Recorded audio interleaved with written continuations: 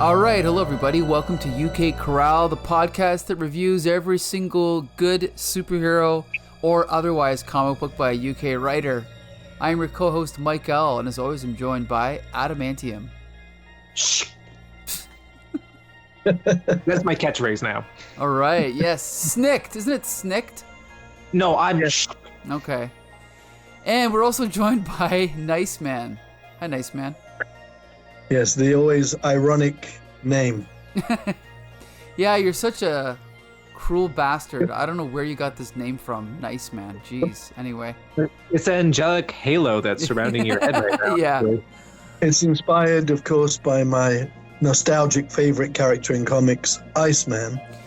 You know, Nice Man. I know this is an Action Force episode, but I gotta say, because of Spider-Man and His Amazing Friends, the cartoon, Iceman was always a favorite of mine as well. Is that where you discovered him, or was it the comics? Hell no. Okay. Okay. Hell no. The comics. Because when I was a kid in London, and the first Marvel story I ever read, was a reprint of X-Men #1 in Fantastic. Fantastic was a weekly black and white. And as soon as I saw those first pages, I just absolutely connected with it, related to it, because I was a schoolboy. This was a school. I was always the youngest in my family, at least as far as I knew until Ancestry.com. And that was it. He was the youngest. I was the youngest. He was a wisecrack. I used to provide much of the humor in the house. And so so that was it for me, even nostalgically. And I always found that the character was never done full justice until Scott Lobdell wrote him. And I thought Scott Lobdell gave him all the attention he had never previously received. Do you mean when he got that spiky body and all that stuff? Yeah, when it's like, okay, let's get serious here. And it wasn't sensationalistic. It was completely reasonable. If he's really going to develop his abilities and focus on what he can do, then okay, let's go ahead and develop these things. Not just have him as a walking ice cube who puts up ice shields that always get shattered. There's got to be more to him than that, But many comic book characters are lacking, or were lacking in that way. Green Lantern was another one. You got this ring and this great power. I know, I'll make a vacuum cleaner. Which brand is it? I don't know, but it's a vacuum cleaner. I don't know. I got no issue with Green Lantern. I got no issue with the classic Iceman. I did not like Scott Lobdell's Iceman, to be honest. Interesting. Yeah. And he was dropped. Yes, Nice Man is out. He's gone. Yeah. So, but Scott Lobdell, that Iceman did not last, right? Like that version of Iceman. Didn't they quickly forget about that? I guess so. I mean, I didn't really. The next time I read X-Men was really Grant Morrison. Right. Me too. Okay. And then I left it alone again. Well, speaking of Grant Morrison, speaking of, actually, I want to bring up one thing: Sure. Spider-Man and His Amazing Friends. Before we go let's on, talk more about that anytime. Just a quick anecdote. He had two companions. He obviously had Iceman, and then he had what's her name? Firestar. Love Firestar. Firestar. But she was, I believe, an original creation for the series. Yep. Because originally it was pitched that he was going to be rooming with both Iceman and the Human Torch. Okay. And it would make sense because in continuity, him and Human Torch were like besties. But apparently the showrunner said, it's a little strange. These three adult men are living together. Throw a lady in there. And that was literally the reason why she was incorporated into the show. See, I thought it was because Human Torch the rights were tied up with the FF cartoon or something. That had been a rumor going around, but apparently it was just the showrunners did not want the three men living together. I'm just remembering the whole Bruce Banner name fiasco from the Hulk series. So, there's a trend that happens for these adaptations. Just like Aunt Harriet was introduced into the Batman TV show for that reason. Exactly. Right. I just want to say, speaking of characters I like that never got their due, Firestar. I've always waited for her to become more prominent in the X-Men, and she never really has. She was in. There was another team that was tangential to the Spider-Man series she was part of, wasn't she? New Warriors in the 90s. New Warriors, that's what I'm thinking of, yes. Yeah. But anyway, okay, we got to talk about Grant Morrison. We got to talk about Action Force here. So, just so everyone knows, and I'm sure Nice Man's been waiting to hear the origin of this series, Action Force is the name given to the G.I. Joe team in the UK. So this started out as a reprint series for G.I. Joe stories. And just like Transformers, which would come later, they started doing their own original stories. And then eventually those stories were reprinted in the United States under the name G.I. Joe European Missions. So when I was a kid, there was G.I. Joe, then the spin-off G.I. Joe Special Missions, then the spin-off European Missions. Because Nice Man, I'll have you know that G.I. Joe was at one point the #1 selling comic in America. It sold even more than X-Men in the mid to late 80s. And then I think when my generation got into grade 9, got into high school, the sales dropped off because I think that's around the time most kids my age, that's when they stopped reading comics. So that's when the sales dropped, unfortunately. But it was a great series. I'll never, stop praising G.I. Joe. Adam, did you read G.I. Joe as a kid? No, actually, I was not interested in G.I. Joe. Wow. I grew up with a family who was very, how should I say, anti-militaristic. Interesting. So it was ingrained in me, don't watch movies that are about the military, don't watch TV shows about the army.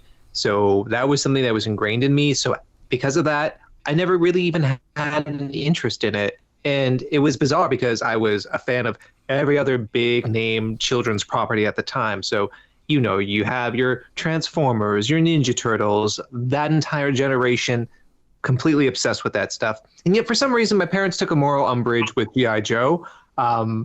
So I know nothing aside from cultural osmosis of knowing some names and some characters just because of pop cultural references or adaptations.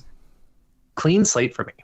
So I can just say without being purely objective here, because I have reread many Bronze Age comics from this era. I've read everything by Chris Claremont and Roger Stern and Len Wein and Jerry Conway, all those guys, okay? Roy Thomas.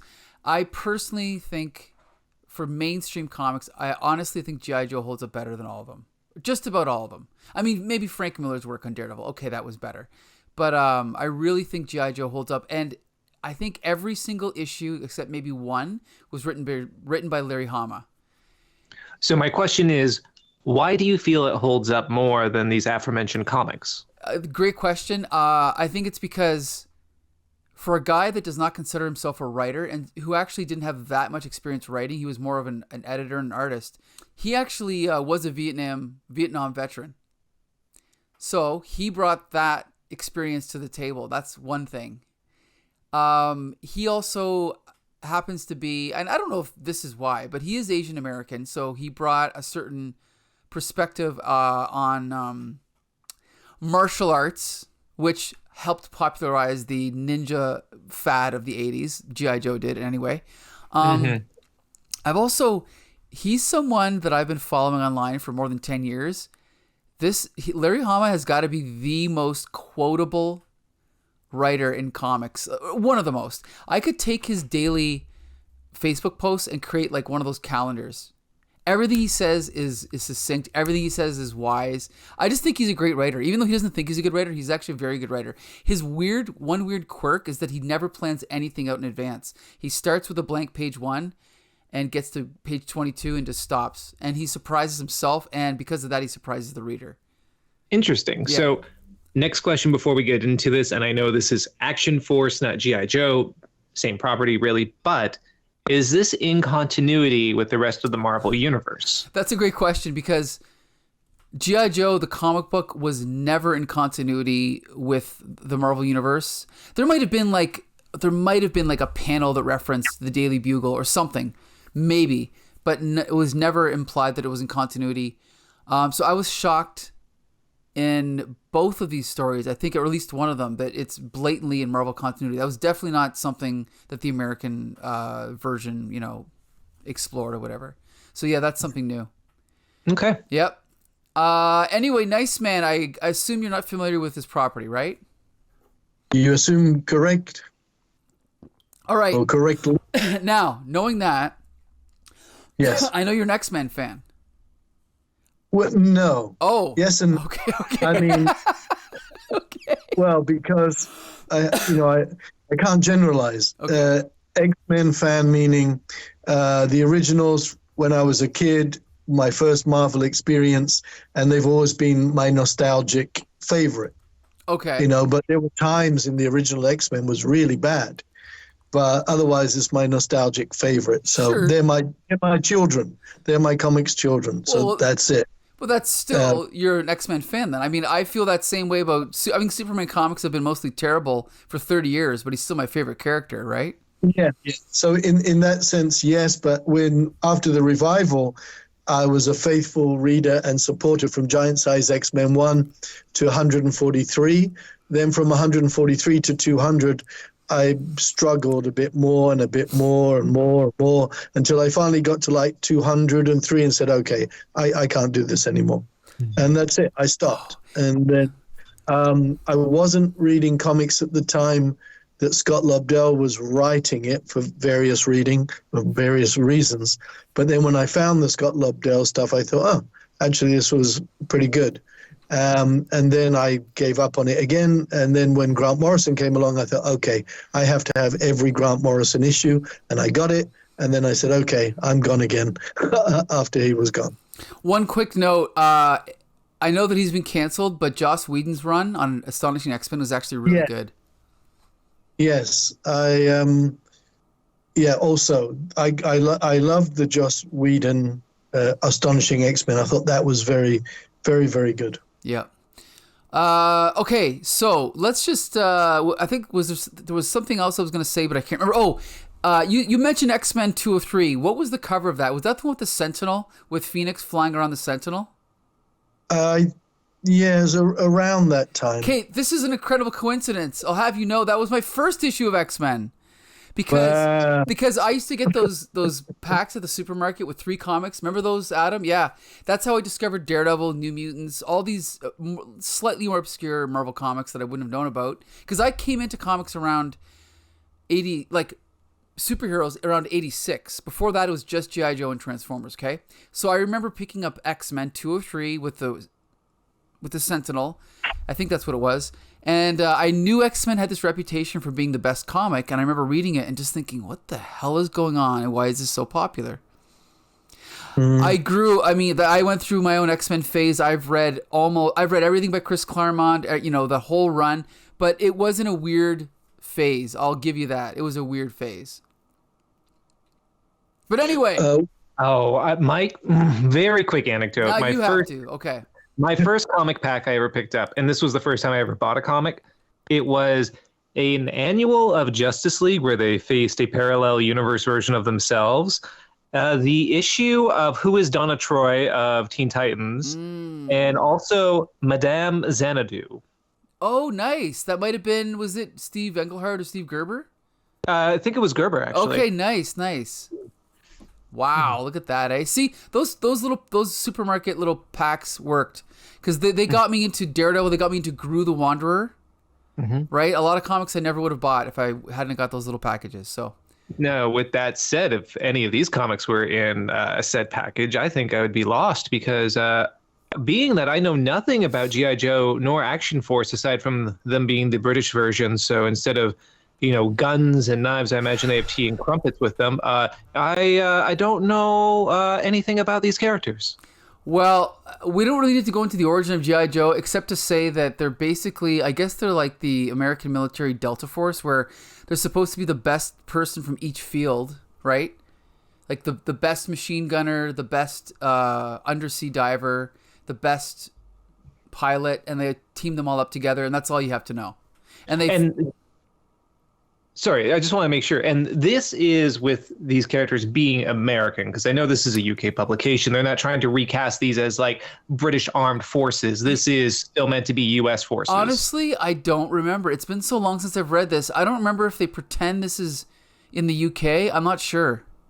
I will say my little joke about tea and crumpets. there's context to it, because I only really know about Action Force from a single panel where apparently someone was holding a pack of cigarettes and they erased it and put in a package of chips or crackers. No, biscuits.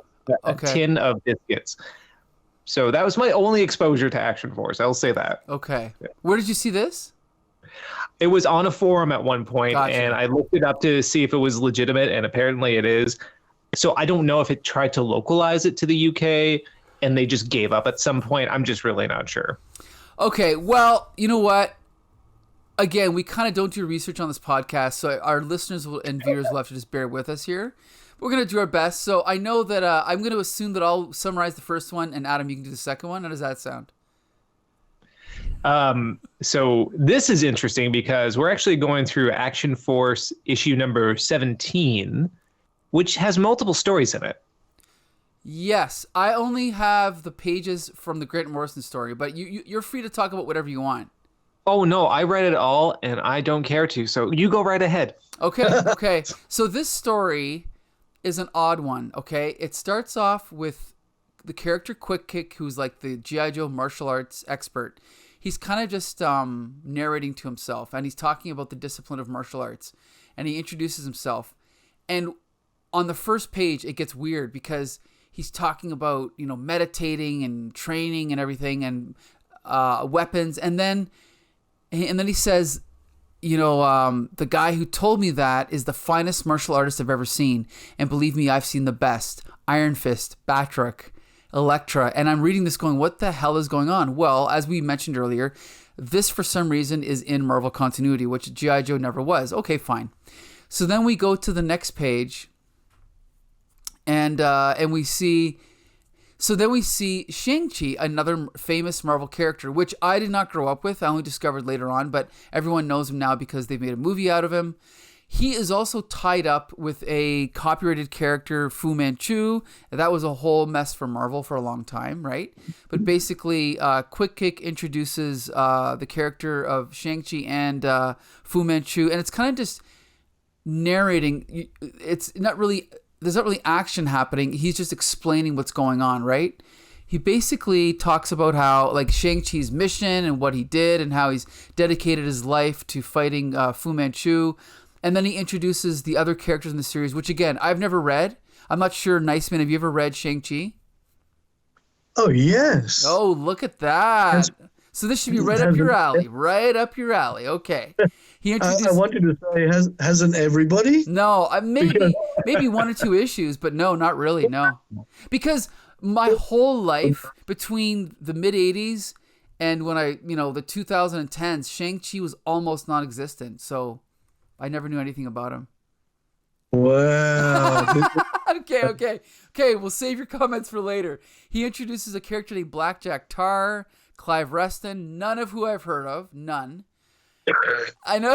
Look at this. Well, maybe Nice Man should be doing this issue, but anyway. So again, he's kind of just hyping up the importance of martial arts, and he's hyping himself up to break this piece of wood. And he's like, "There are no limits, Kia!" Then he cuts the piece of wood. No limits. That's what Shang-Chi told me, and he was right. And then we get to the last page, and we realize this 5-page story was basically just a commercial for Shang-Chi, which is going to be starting in Action Force Weekly next week. So it's not really a story. It's more of a setup for a series. But as usual, what is there I thought was really well written. Adamantium, what did you think? I think sometimes we end up encountering certain creators that we revere, and that we always just have this assumption that whatever you're going to make, it's going to be excellent. Even if it's subpar for you, it's still going to be good. Maybe not great, but it's still going to be good. And then every once in a while, you come across something and you realize, no, you're human too. I feel like seeing this from Grant Morrison is kind of like figuring out, like, Ingmar Bergman directed a Transformers movie. I could not get behind this at all. As you said, it was a glorified commercial for another comic series. The pro style, it felt very rote. I really just felt like Morrison was like, I have an assignment.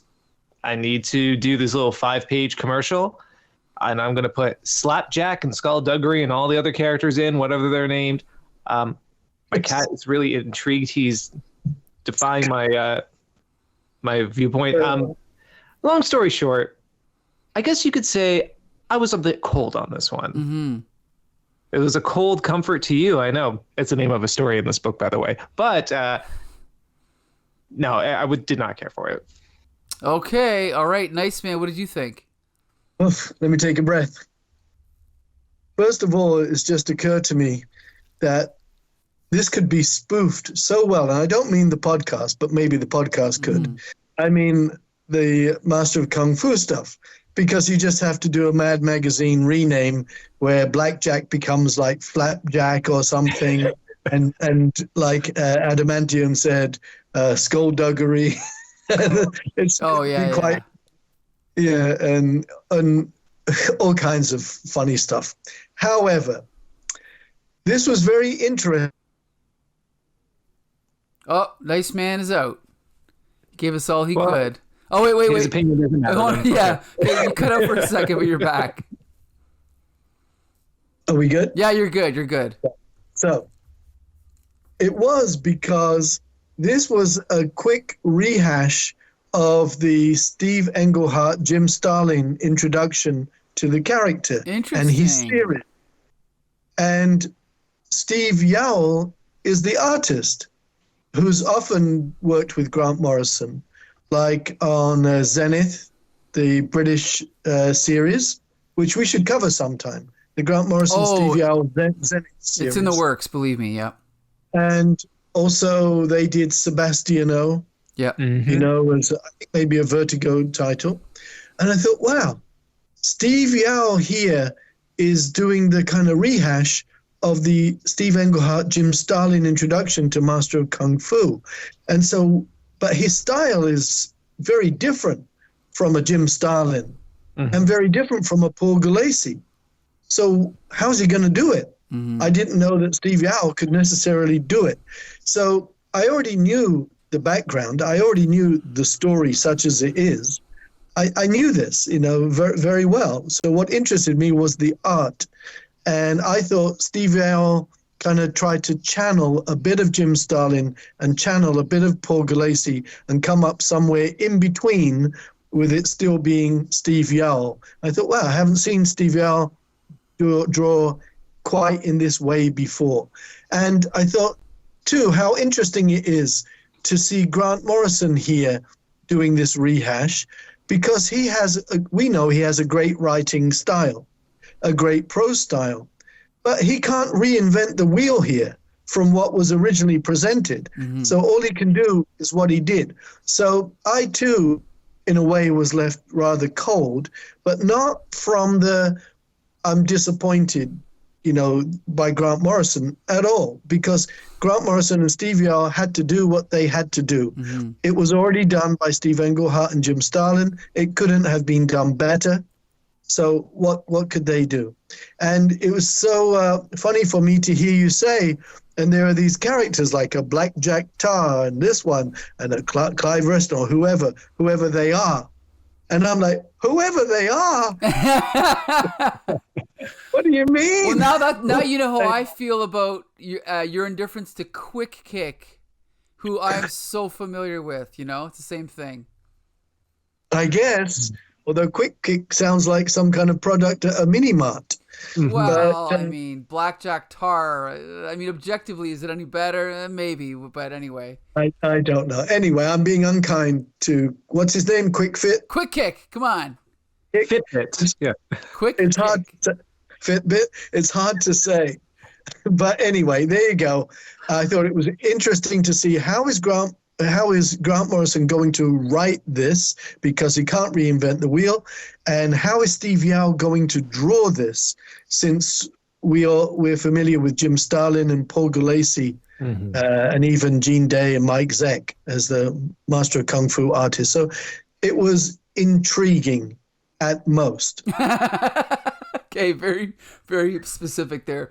By the way, Steve Yeowell, what did he do again? Did he do Invisibles? I don't remember. Yes, he did. Yeah, the first series. Right. So that makes this even more fascinating for me because I didn't realize they worked together. Grant Morrison and Steve Yeowell had worked together this early on in their careers. Interesting. A lot. A lot. I think Zenith may have been the first one. Okay, which I've read but years ago, and I'm just rereading Invisibles now. So interesting. Okay, cool. So and just one other aside. I think Steve Yeowell also drew a strip that became very controversial, and some staffers in London quit because you know how Grant Morrison is. He's quite provocative, and he'll just it's just theater. It's not meant to be taken literally. And he did a strip called The New Adventures of Hitler. I know, yeah. Where Hitler was in somebody's closet. Yeah. Or something. And I think Steve Yeowell drew that too. Interesting. Okay. Interesting. Now, as far as this story that you said this is based on, is that the first Shang-Chi story? Yeah, in the introduction of the maybe the first, how he kind of came to be, and his father had him commit like a murder or something. Well, and then, because I'm going to dig that up then. I'd like to read that. Oh, yeah. It's in Marvel Super Action 17 or something because it 15, 17, it began there and then they just continued the numbering. Just for the record, if Marvel were to have reprinted Shang-Chi in the 90s for $1 an issue, like they did with Ghost Rider and Spider-Man, I would have picked it up, Yes. Anyway, I always advocate for reprints because that's really the only reason I didn't read it is because it wasn't available to me in the 80s and 90s. But anyway, okay, so I guess that's it. Adam, you didn't think much of this. And, for the art itself, I never really touched upon it. I think it's serviceable. Yeah. I've seen much better from Yeowell, and I do agree. I feel like he is trying to capitulate to someone else's style and to a particular aesthetic that maybe isn't the most becoming of his skills. And for that, I think this is a glorified 5-page commercial. Yep. And you know what? As that, I'm not going to argue against it. It's just not a story. I'll give you that. It's not really a story. It's a commercial. That's it. I'd like to ask you something that you may know that I don't know. You see, the Master of Kung Fu stories were reprinted in the British weeklies in the early 70s. Okay. And so what prompted them to then begin reprinting them again at the end of the 80s? Or maybe they just moved it over. Maybe it was in one series and they moved it over to Action Force. I'm not sure. Because that would happen a lot too. Mm-hmm. That could have happened. And then, of course, as you mentioned, there was the martial arts kung fu vogue that happened within the 1980s. So I think tangentially any character that was related to the martial arts kind of was reshuffled into the limelight at that point. Shang-Chi is not the exception as well. I know there's been plenty of others martial arts-based characters that really had a renewal of interest in this period of time. Right. Mm-hmm. Iron Fist kind of was brought back around this time too, I think. No, exactly. And I think that's a good example. Right.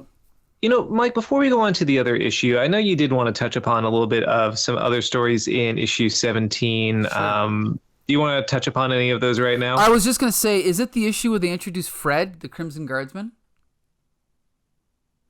That means nothing to me, so I'm going to say no. Oh, I thought you did read it though, right? I did read all the stories from this issue. I have the issue where Quick Kick kills a friend. That was very, very sad. There is Cobra Commander is sending a bureaucrat out to sell drugs while somebody is trying to steal a boat. And then this. You know what? I'm not going to comment on them because I did skim through them, but I just do remember the Crimson Guardsman story. But I'm not going to say anymore because I don't want because my screen is being recorded. I don't want to open up links and look at issues, so I'll have to get back to you on that. Okay. But if it's by Larry Hama, it's good. Anyway, okay, now we're gonna jump to so Action Force Weekly was replaced by Action Force Monthly. And I believe these were reprinted on a 1-to-1 ratio as G.I.Joe European missions, as far as I know. But I think these issues contained new stories as well as reprints from Action Force Weekly, as far as I know. I could be wrong. But this issue, Adam, you're going to summarize, right? So this is interesting because as this monthly publication, I believe this was a trend for it. There's actually 2 stories in here. And I'm not sure which I am reading. There's one featuring a character called Storm Shadow. Storm Shadow. Yes, that's the one we're going to talk about, where Storm Shadow invades the headquarters of who is he again? Well, there's only one story that features that, right? So that's the one. Yeah. Well, we'll find out together. Yeah. I will just say, if anyone else is interested in this, I'm not sure if we'll talk about it in any capacity, but there's a backup story featuring Snake Eyes, which is kind of the counterpart character for Storm Shadow, I believe. Yes. There's a really, really, really good backstory between those two that the first G.I. Joe movie gives away in about 5 seconds of screen time. And in the comic, it took about 80 issues. So, yeah. Anyway, I'm not bitter about that. But anyway, so yeah, go ahead, Adam. Okay, so we cut to an island in Southeast Asia where we have someone who is basically in fear of his life. It's an old man who is very paranoid about someone who has found him. As he says, the Japanese-American assassin, Storm Shadow, who we then see is skulking through the jungle. He is basically just eradicating the forces of this older man who are standing guard for him. So he is obviously in fear because Storm Shadow is seeking some sort of revenge against him. We're not quite clear exactly what it is yet, but right now we're going through this scene where Storm Shadow is going through the foliage of this jungle. He is sneaking up on these various guards and protectors. He's able to evade their gunfire. He's able to slash them with his sword. He's able to actually figure out that someone is sneaking up behind him right away, almost like a bat. With sonar, his hearing is so incredible. And then we cut from that sequence of Storm Shadow in the jungle to the old man who is revealed to be General Lau. So General Lau was actually someone who was part of the Vietnam conflict, and he was a general on part of the Viet Cong.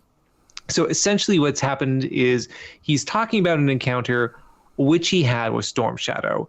And during the course of this, he's expositing a lot. He has a particular guard that's with him who is just saying he will take care of General Lau's enemy. He's just shown to be this very buff guy with a man bun and a Speedo. I wouldn't want to mess with him either. But one interesting thing, which I actually did enjoy, is that General Lau then consults the I Ching and sees a hexagram. And for those who don't know, the different iterations are hexagrams of these different bars, which relate to different passages within the I Ching to translate to either, you can say, tell a fortune, or maybe just kind of set an intention. Regardless, though, it's something that's practiced in a lot of East Asian cultures as a form of meditation and consultation. And he sees this particular hexagram and wonders, why does it look so familiar?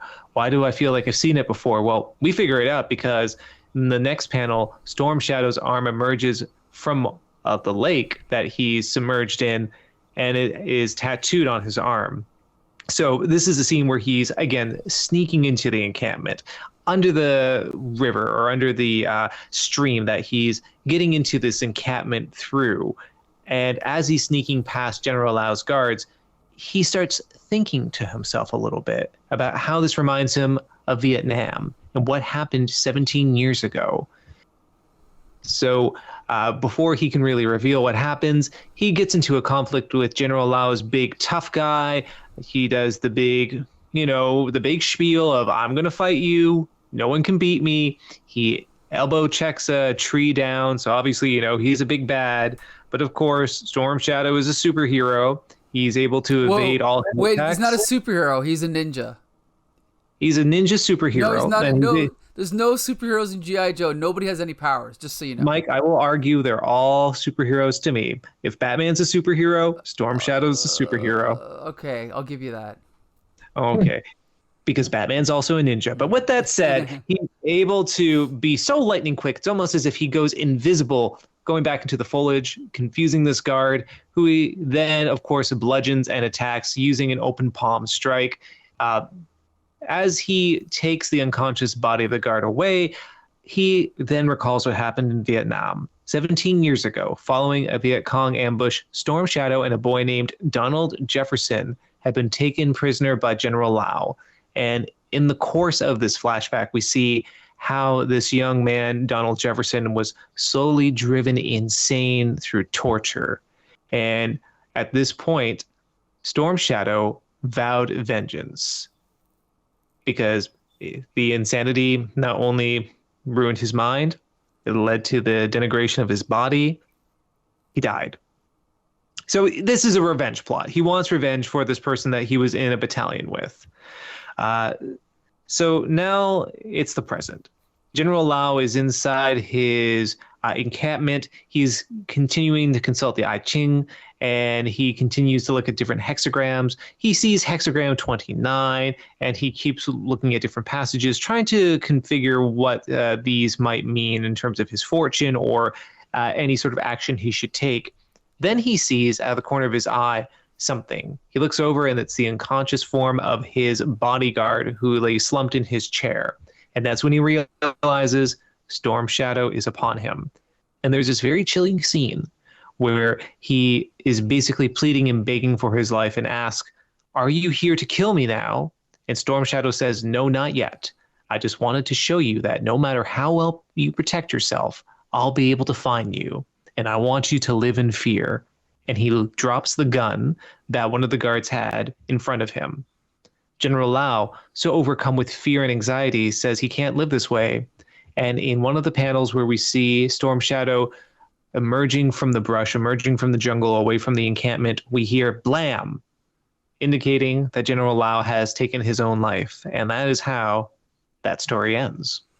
And on top of that, Storm Shadow had introduced Donald Jefferson as someone who never ran out of bad jokes. He was the jokester of the group. And then at the end, as Storm Shadow's walking away, he says, "It isn't much of a punchline, but perhaps somewhere Donald Jefferson's laughing." Oh, so good! I loved this story. It captures the tone of Larry Hama's G.I.Joe perfectly. It fits right in with Storm Shadow's characterization. The, what is it called? The hexagram? The tattoo plays prominently into the story of Storm Shadow and Snake Eyes' connection. They both share that same tattoo, right? So I love the fact that he used that. Even like, you know, the turning and basically invisible, hiding in the blind spot. That's all, you know, stuff that Larry Hama touched on. The guard that is dead before he even realizes it. That's something Larry Hama. That's like a Larry Hama-esque thing to do. And also I love the characterization, like not the characterization, but the plot of General. Is it General Loy? Lau, yeah. Lau, just kind of frantically, you know, trying to figure out what's going on and referencing the I Ching, and eventually, you know, the way that Storm Shadow confronts him. I just love it all. I think it's great. I think it fits right in with G.I. Joe and with Grant Morrison's other stories. So I thought it was excellent. Nice man. What did you think? Nothing much. Okay. Yeah, it didn't really do anything for me. Just the I Ching, and the hexagram. That was interesting. The rest, I thought, was painting by numbers. Ugh. Painting by numbers, he says. I'm sorry. So it didn't impress you how cool Storm Shadow was, right? Or how he could kill someone before they even realized they were dead. Oh. Dime a dozen. Dime a dozen. But, you know, I know you like it. I really don't want to say negative things about it because, I mean, it could be hurtful. Go ahead. I don't care. Well, now there's not much more I can say. Who drew it? Was it Steve Yeowell? That's a good question. I'm going to have to click on my screen here. I should have looked this up just a minute here. I'll have to edit this later. I can do that. Oh, sure. Okay. And just make sure you look up Action Force Monthly. Mm-hmm. It's okay. I'll go to the Joepedia. There you go. Who? Joepedia. Everyone's got Joepedia on their tabs. It's the G.I. Joe Wikipedia. It's actually both the inks and the pencils are by a gentleman named Mark Farmer. Oh, yeah. Mark Farmer, who's the inker. I know him as the inker for Alan Davis, right? Yeah. He's typically an inker. You know, I mean, I just, if I'm absolutely honest, you know, what can I say? I don't want to sound like my father. At one point, whenever I was enthusiastic about stuff, you know, something fictional, like on TV or whatever, he'd say, seen it all before. He would always say that, I've seen it, just like that, sure, you know, seen it all before. And I think, God, what a bore you are. What do you mean? You don't see how good this is or whatever? And here I am, you know what I'm thinking? Yeah, I've seen it all before. So it's so completely, totally, utterly, overwhelmingly predictable, one-dimensional. You know, I'm sorry. Absolutely. What can I say? Let me just say, nice man, one day we're going to do a Steve Englehart podcast and I'm going to have my revenge, okay?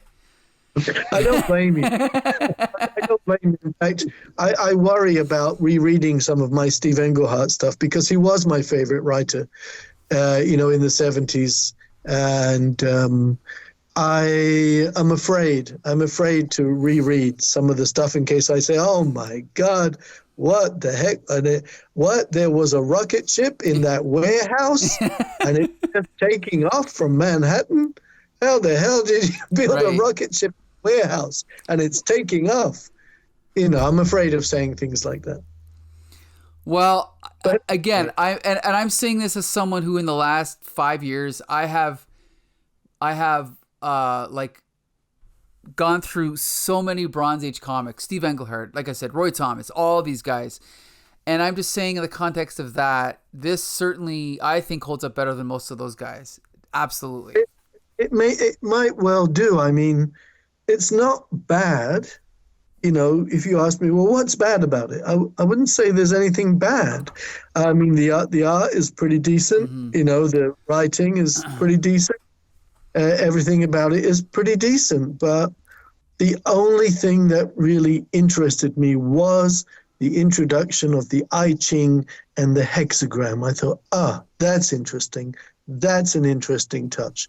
The rest, you know, no, I've seen it all before 1 million times. Maybe. I mean, yeah, if you have, you have. I just think that Grant Morrison's writing, the actual narration, helps for me at least. Yes. I mean, again, it's not bad. I don't want to say it's not bad. It didn't. I guess I should draw a line here. Otherwise, I'm going to be a crack record. Apart from the hexagon and the I Ching, it didn't do anything for me. Gotcha. Well, as much as I'd like to talk more about Grant Morrison Action Force, that's the only 2 stories they did. Well, I have a few things I'd like to say. Oh, that's right, Adam. You didn't give your review yet. That's right. You just did the summary. I'm sorry, Adam. I know we all get tired of hearing me talk, but, you know. I'm going to counter myself from previous. What? I think this was actually quite good. And I agree with I'm Adam. going to take a little bit of a middle ground here. I'm not going to be on either side of the spectrum where I think Nice Man nor Michael fall. I'm going in the middle. Sure. I have seen a story like this before. It's a wartime revenge story about someone who is part of a battalion or a troop, and they're getting revenge on someone who perpetuated a crime against a soldier that they were in arms with. But is it done well? It is done well. I agree. And I think for context, what really threw me for this was the fact that no matter what we say, this is a children's book. This is a book intended primarily to sell action figures to children. Like me. And here we are in a story where, of course, we can talk about the ending where the implication strongly implied is that General Lau takes his own life. Mm-hmm. But even beyond that, we see outcomes of war that are not glorified. Mm-hmm. We see the fact that Storm Shadow is going out of his way to seek revenge because of these atrocities committed to someone who is an innocent, for lack of a better term, someone who is a compatriot of his that was supposed to be this young, naive fellow who is getting into the war because he thought it was the right thing to do, and he ends up going mad and ends up murdered. And there's this starkness about this story which is unlike the type of glorification I'm used to reading in war comics at all, especially up to this point in the 1980s, especially with what we're seeing with the neo-republicanism, what was happening in the United States at the time. I think there was a lot of glorification of the armed forces and of war. And then we also had, my cat's back, and we also had that contingency against it. I'm thinking about films like Platoon or Rambo, the original Rambo film, First Blood, where there were stories and there were narratives showing the outcomes, the atrocities that war engender. And this does that. Simplified, yes, but it does do it. And for a book that is aimed for children, it's oddly dark, not in a way I would deem necessarily inappropriate. And yes, you can still say Storm Shadow is cool. He's fighting these bad guys. He is basically a superhero ninja. But he's also fighting because this horrible event occurred to a compatriot of his. And without cycling over myself too much, there's a weird profundity with this where, yes, I can say I've seen this sort of story happen and have read stories like this numerous times. But when this was published and the intended audience, I'm actually pleasantly surprised by it. And yeah, I think also the idea with the hexagrams with the I Ching, this notion that this person, even this cruel person, is relying upon some form of faith, some form of deliverance from the revenge that he knows should be enacted upon him for his actions, and the futility of that. Kind of like the futility of his friend thinking he's fighting for what's right and ending up becoming tortured and murdered. I don't want to give this the appearance of too much depth because it is a war comic and one, again, aimed at selling action figures to children. But I think it really threw me for a loop. And when I said the other segment that we read wasn't a story, wasn't a narrative, this is what I mean. This is a story. This is a narrative. Even if it's not the most ambitious thing Grant Morrison's ever written, they can still do an incredible job with very little, and I was utterly impressed. I think that deserves a slow clap, Adamantium. Thank you for coming to my TED Talk. Yes. Yeah, I mean, I couldn't have said it better myself. I agree with everything you said. And obviously you thought of a few points I never would have thought of. I guess the other one extra thing I can add to this is that at this point, Storm Shadow, he was a member of Cobra. And so to see someone, I mean, Cobra was a terrorist organization. So to see one of the bad guys humanized like this was, again, made it even more interesting. To see this backstory of this character with this guy that he was in the Vietnam War with, just, it makes it even more interesting to me. So, but again, I kind of expect that from G.I. Joe, so that didn't surprise me. It's just that I'm just trying to put it in the context for people that don't know the characters at all. So, but yeah. So I think this is another reason why it has more resonance with you and not with me, because you know the greater context and everything, and that makes such a difference. Sure, of course, yeah. Just like I'm sure the Shang-Chi, all the gobbledygook characters they were listing off, that you know. It's let's be clear about this. Absolutely clear. The Steve Englehart, Jim Starlin, few issues of Master of Kung Fu. The Doug Mensch, Paul Gulacy, Master of Kung Fu. The Doug Mensch, Gene Day, Master of Kung Fu, are some of the best comics in the history of comics. I've heard that. Absolutely. And if you even just want to pick 2 issues of Master of Kung Fu, just to pick them out and read, I suggest maybe 38 and 39. Okay, I'll remember that. Yes. Yeah. Okay. And, sorry, I mean. No. Like, I mean, I've read Doug Mensch Batman. I'm familiar with Paul Gulacy. They actually did that Legends of the Dark Knight story together. The one with Dr. Hugo Strange, and I read that as a kid. I thought was good, right? Everyone's read that. Absolutely beautiful. Yeah. So I'm not against going back and reading them, and I'm a big fan of Mike Zeck. Huge fan of Mike Zeck. And you see, Mike Zeck, I didn't really enjoy the Mike No, I for me it was Jim Starlin, Paul Gulacy, and Gene Day. When Gene Day came to the series, I thought, oh, thank goodness. Now we can get back to the former glories that we haven't had since Paul Gulacy left. Because Mike Zeck, to me, was just, pretty standard stuff. Mike Zeck, of course, most familiar to American readers from doing G.I. Joe covers for the whole run. But anyway. And Secret Wars, poor guy. Yeah, that didn't work out so well. But when you see the Gene Day Master of Kung Fu and the Paul Gulacy Master of Kung Fu, there's no comparison because it's so layered and textured and little touches and flourishes, and it carries such a oriental touches to it, And Mike Zeck stuff is just, it's all right, but it's not the same. It's not in the same league. Mm-hmm. I for the record, I like Mike Zeck much more than Paul Gulacy, but I'm not overly familiar with Gene Day's art. But from what I've seen, it's good. Adam, what were you going to say, Adam? I just wanted to bring up, because first off, you were reminding me so much of Snake Eyes versus Storm Shadow right now with your polarizing opinions, but. I think it's also important to note, because something that Nice Man often brings up is that there's a certain intelligence that happens with particular writers that you miss out on. And it's only when you see the contrast that it really just jumps to you how significantly good a writer like Grant Morrison can be. Mm-hmm.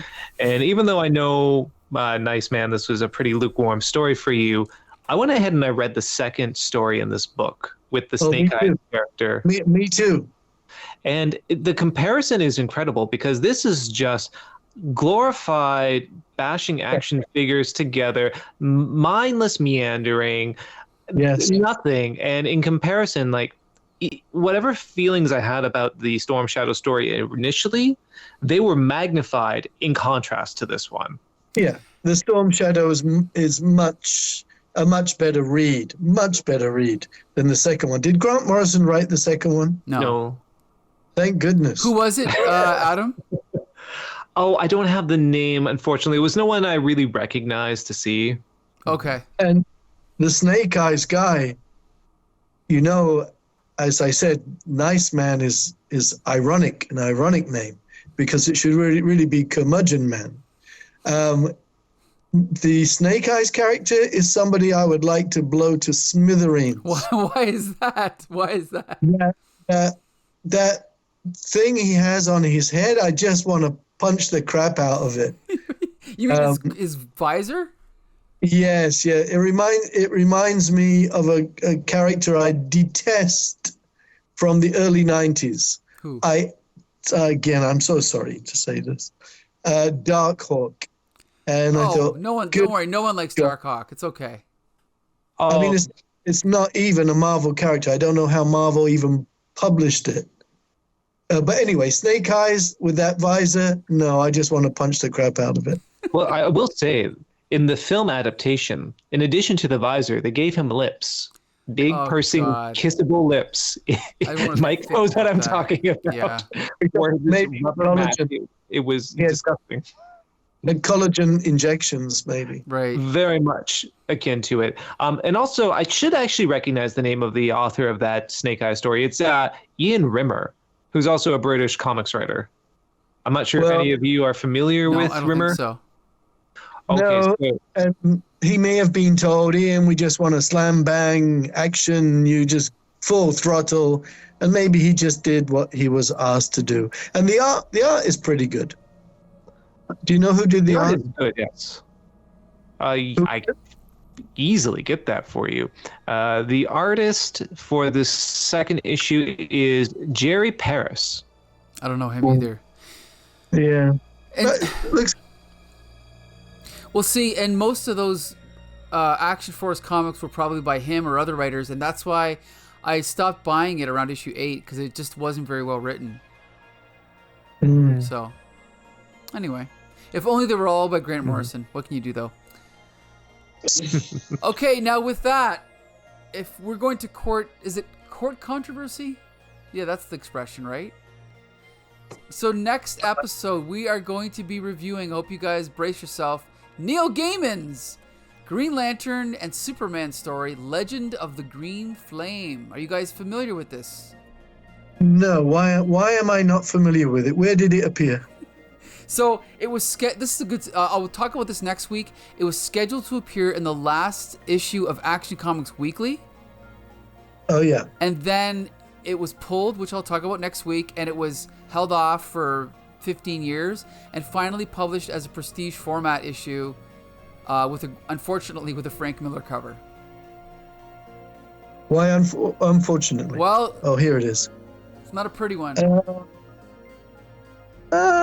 I like it. Oh, okay. We'll talk about the rise and fall. I think it's gorgeous. Of Frank Miller next week. Frank Miller, I love Frank Miller's 80s work. That's all I'm going to say. But we'll save our comments for next week. How about that? Well, of course. Otherwise, we could go on till midnight. Yeah. Okay, but anyway, I want to thank Adamantium and Nice Man for joining me again for a impassioned discussion about toy tie-in comics. It's always fun. Mm-hmm. We'll be doing it. I think that's it for Transformers. That's it for G.I. Joe. So, Nice Man, you won't have to suffer through any more of those. But we will have some more TV show tie-ins coming up, unfortunately for you. But you probably what about He-Man? Huh? What about He-Man? No, I don't think any UK writers did He-Man, unfortunately. But if I'll do some digging. He-Man. Yep. He-Man. Who knows? Who knows? Wait, I'd rather review. What was it called? Action League Now. Was that the title? What's that? I don't even know what that is.